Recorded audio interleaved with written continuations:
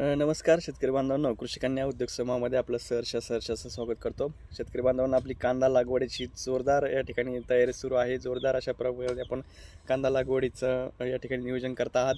शेतकरी बांधवांना अशाच एका शेतकऱ्याच्या प्लॉटवरती आपण या ठिकाणी व्हिजिट करण्यासाठी आलेलो आहोत. काय होतं, 13-13,500 रुपये आपला एकरी खर्च लेबरवरती होते. साधारणतः 36-37 हजार रुपयाचं रोप आपले एकरी या ठिकाणी होते.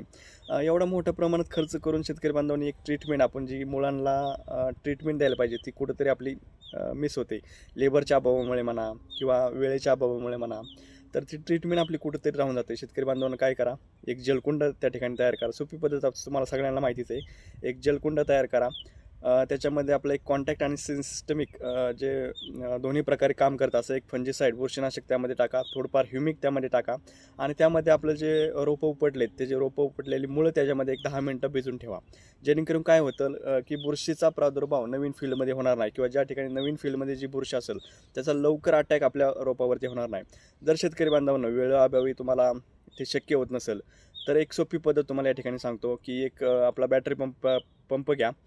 त्याच्यामध्ये एका पंपासाठी 30 ग्रॅम आपलं कॉन्टॅक्ट किंवा सिस्टमिक फंजीसाईड टाका. त्याच्यामध्ये 100 ग्रॅम ह्युमिक टाका आणि त्याचा स्प्रे आपल्या त्या उपटलेल्या रोपांच्या मुळावरती करा. ही तर सोपी पद्धत आहे. ज्यावेळेस मुळं रोपं उपटू आपण, त्याची पेंडी बांधू, त्या पेंड्यांवरती आपण त्या मुळावरती एक स्प्रे करा आणि त्यानंतरनं लागवड करा. ही एक पद्धत अगदी म्हणजे सोपी आहे आणि आपण करू शकता. ती अवश्य आपण केली पाहिजे. आपलं एवढा खर्च करतोय, तर त्या खर्चाचं कुठंतरी आपल्याला मोबदला चांगल्या प्रमाणात मिळाला पाहिजे, हीच याच्यामागची अपेक्षा आहेत. अजूनही आपले व्हिडिओ कांदा पिकाविषयी आपण वेळोवेळी अपडेट करत राहू. त्याचं वेळापत्रक आपण संपूर्ण तयार केलं आहे, संपूर्ण नियोजन केलं आहे, जेणेकरून शेतकरी बांधवांचं या ठिकाणी अपेक्षित असं उत्पादन आणि खर्चानुसार अपेक्षित असं उत्पादन निघलंच पाहिजे. धन्यवाद.